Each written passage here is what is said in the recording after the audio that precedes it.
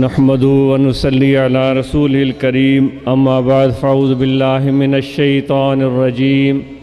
بسم الله الرحمن الرحيم يا أيها الذين آمنوا اذكروا الله ذكرا كثيرا وسبحوه بكرة وأصيلا آمنت بالله صدق الله مولانا العظيم وقال الله تبارك وتعالى في شأن حبيبه بسم الله الرحمن الرحيم إن الله وملائكته يصلون على النبي يا أيها الذين آمنوا صلوا عليه وسلموا تسليما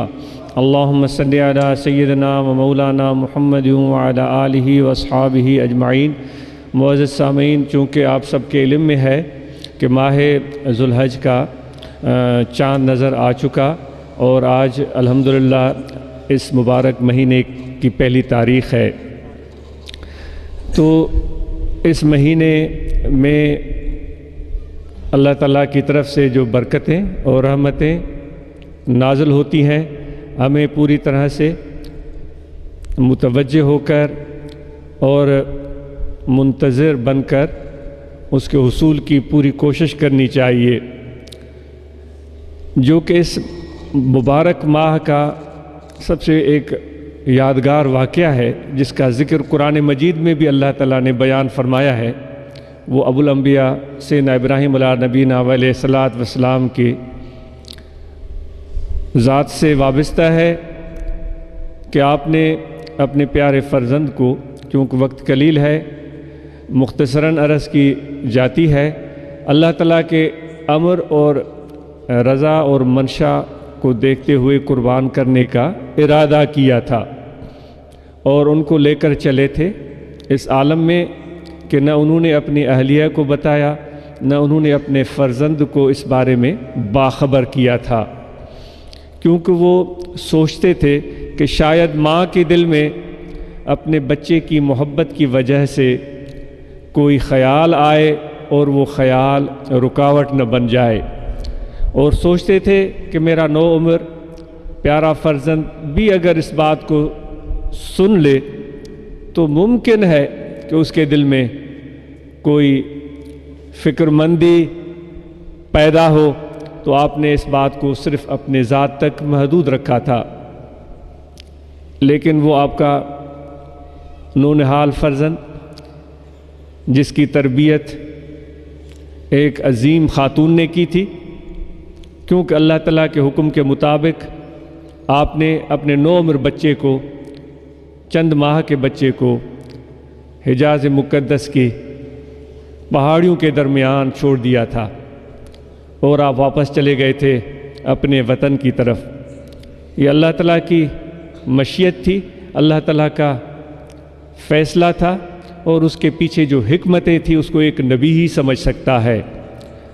تو تنہا خاتون نے اپنے اس بچے کو اس ویرانے میں کس طرح سنبھالا، اور کس طرح معجزے رونما ہوئے، اور کس طرح وہ ویران اور بنجر اور غیر آباد زمین آباد ہوئی، اور کس طرح جوک در جوک لوگ آ کر وہاں آباد ہوئے تھے۔ یہ ایک تاریخی واقعہ ہے۔ تو بہرحال آپ نے اپنے فرزند کو لٹایا تھا، حالانکہ آپ کے فرزند کو اس چیز کا علم ہو چکا تھا، تو انہوں نے اپنی آنکھوں پر کپڑا رکھتے ہوئے ہاتھ میں چھری لے کر اللہ تعالیٰ کے حکم کے مطابق اس کو قربان کرنے کا ارادہ کیا تھا۔ یہ ایک باپ ہی سمجھ سکتا ہے کہ یہ احساسات اور جذبات ہی انسانیت کا نام ہے۔ انسانیت اگر نام ہے تو احساسات اور جذبات کا نام ہے، درد مند دل کا نام ہے۔ اگر کوئی انسان احساسات اور جذبات سے عاری اور خالی ہے تو وہ انسان ہی کیا؟ یہی انسان ہے، کبھی کوئی بات اس کو ہنساتی ہے، کبھی کوئی بات اس کو رلا دیتی ہے، کبھی کوئی واقعہ اس کے زندگی بھر کے لیے تبدیلی کا باعث بن جاتا ہے، اور کبھی کوئی دوست اس کے اندر اپنی محبت کی وجہ سے تبدیلی پیدا کر دیتا ہے۔ تو وہ احساسات اور جذبات آپ اور ہم بھی اپنے دل میں رکھتے ہیں اور رکھنے بھی چاہیے، لیکن ان احساسات اور جذبات کو بے لگام نہیں چھوڑنا ہے، ان احساسات اور جذبات کو تابع بنانا ہے اللہ تعالیٰ کی مشیت کے اور حضور نبی کریم رؤوف رحیم صلی اللہ علیہ وآلہ وسلم کے تعلیمات کے۔ اگر ہم اپنے خیالات اور احساسات کو آزاد چھوڑ دیں تو پھر ہم گمراہی کی طرف چلے جائیں گے۔ تو یہی دین ہمیں سکھاتا ہے، یہی سنت ہمیں سکھاتی ہے، یہی تعلیمات نبوی ہے ہمیں سکھاتے ہیں۔ تو وہ احساسات جذبات ان کے دل میں کیوں کر موجزن نہیں ہو سکتے، لیکن وہ احساسات اور جذبات اللہ تعالیٰ کے حکم کے تابع تھے۔ اور پھر جو کچھ ہوا وہ آپ سب کو پتہ ہے کہ جبرائیل امین جنت سے ایک جانور لے کر آئے، ایک دمبا لے کر آئے اور وہ قربان ہو گیا تھا۔ اور جب آپ نے اپنی آنکھوں سے کپڑا ہٹایا تو اپنے فرزند کو زندہ سلامت ہنستے ہوئے دیکھا تھا۔ تو اللہ تعالیٰ نے فرمایا کہ ابراہیم تو امتحان میں کامیاب ہو گیا۔ تو دوستو، اللہ تبارک و تعالیٰ اس طرح اپنے پیاروں کو آزماتا ہے۔ جتنا پیار زیادہ ہوتا ہے اتنی آزمائش زیادہ ہوتی ہے۔ عام لوگ اس آزمائش سے، اس تکلیف سے گھبراتے ہیں۔ جو خاص بندے ہوتے ہیں جن کی اللہ تعالیٰ سے محبت ہوتی ہے، وہ اس آزمائش کے پیچھے چھپی ہوئی حکمتوں کو دیکھتے ہیں۔ تو آپ اور ہم بھی اگر اللہ تعالیٰ کے خاص بندے بننا چاہتے ہیں اور ان کی رضا کو پانا چاہتے ہیں تو پھر ہمیں اپنے دل کے اندر جو جذبات اور احساسات پائے جاتے ہیں ان کو اللہ تعالیٰ کی مشیت کے تابع کرنا ہے، جس طرح ابراہیم علیہ نبینا علیہ السلام نے کر کے دکھایا تھا۔ ہم ظاہری طور پر تو عاشق رسول کہلواتے ہیں، بڑے اچھے مسلمان کہلواتے ہیں، بڑے صادق کہلواتے ہیں، بڑے پاک دامن بنتے ہیں، لیکن ہمارا اپنی خواہشات پر کوئی اختیار نہیں ہوتا، ہمارا نفس بے لگام ہے اور ہم سرکشی پر آمادہ ہیں۔ ظاہری طور پر بڑے مسکین اور عاجز بنتے ہیں، بھلے وہ غریب ہو یا امیر ہو، بھلے وہ حکمران ہو یا محکوم ہو، بھلے وہ عالم ہو یا جاہل ہو۔ ظاہری طور پر بڑے اچھے اور بڑے پاکیزہ اور بہت ہی نیک انسان دکھائی دیتے ہیں، لیکن جو ہمارے اندر کی صورتحال ہے وہ کسی بھیڑیے سے کم نہیں،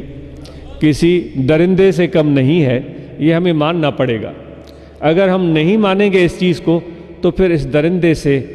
انسان کیسے بن سکیں گے؟ اس بھیڑیے کو سدھار کیسے سکیں گے؟ تو یہ تو بات ہمیں تسلیم کرنا پڑے گی۔ اگر ہم اپنے ان خامیوں اور خرابیوں کو دیکھنا شروع کر دیں تو اس سے بڑا کوئی علم نہیں ہوتا۔ کتابوں کا علم اپنی جگہ اہمیت رکھتا ہے اور اس کا حصول لازم ہے۔ آپ بھی علم حاصل کرو اور مرتے دم تک علم کے حصول کی جستجو کرو اور اپنی اولاد کو بھی علم کے حصول کے لیے آمادہ کرو، کیونکہ بغیر علم کے آپ اللہ تعالیٰ کو نہیں پہچان سکتے۔ علم میرے آقا انعامدار حضرت صلی اللہ علیہ وآلہ وسلم کی دی ہوئی وراثت ہے، سب مسلمانوں کو اس سے حصہ لینا چاہیے۔